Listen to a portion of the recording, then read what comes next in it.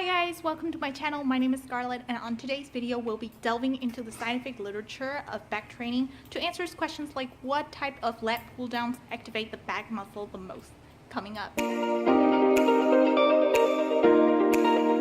In this video, we'll be mainly focusing on the latissimus dorsi, which is the large flap of muscle in the middle back. In fact, it is the largest muscle in the upper body. The first study that I want to highlight is a 2004 study by Lehman et al., which compared 4 different exercises for targeting the lats, and they were the wide grip pull down, the reverse grip pull down, the seated row with scapula retracted, or in other words, the rope or the bar pulled all the way to the back, and seated row with non-retracted scapular without pulling it all the way to the back. This was carried out because of the common beliefs in bodybuilding that supinated is better for targeting the biceps and pronated is for the lats, and the other belief that the seated row increases shoulder activity.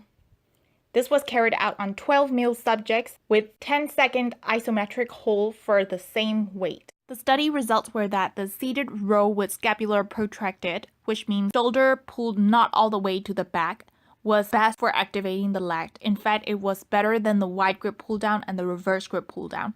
Also, the level of protraction or retraction, or in other words, pulling all the way to the back or pulling not all the way to the back, doesn't actually matter for activating the lat. The second finding was that supination, or in other words, holding the bar with the palms facing upwards, has no difference from other exercises for activating the biceps. However, the ratio for the lat to the bicep activity was high for lat pull down and seated row with scapular protraction. To sum up, the study highlights that the wide grip does not preferentially train the back, but the ratio for the lats to bicep does increase. What we have to know for this study was that there was a variation of results for each participant, and also they were all asked to do the same weight, when in fact the amount of weight that each individual could lift could differ for each participant. The second study is a 2014 study by Anderson et al., which examined the effect of grip length, which were narrow, medium, and wide on leg activity. This was carried out on 15 different subjects, which all lifted the 6 rep mat load for each individual. The study results were that they were all pretty similar. However, there were differences when dividing up the lat pull down on the concentric and the eccentric phase. During the concentric, which is the shortening phase of the muscle, or in other words, pulling the bar towards the body, there is higher activation of the biceps during the middle grip lat pull downs. During the eccentric phase of the movement, or in other words, pushing the bar away from the body, the medium grip pull down has better effect than the narrow grip pull down.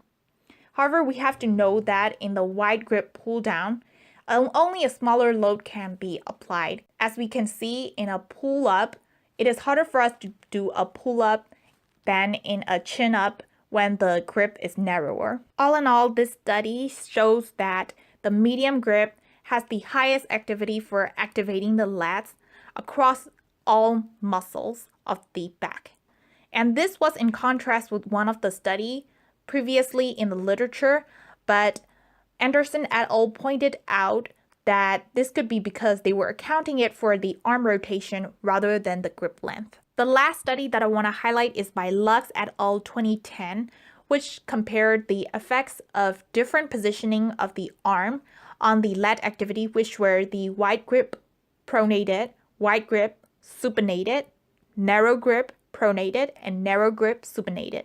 What they found out was that there was no difference between the wide versus the narrow grip.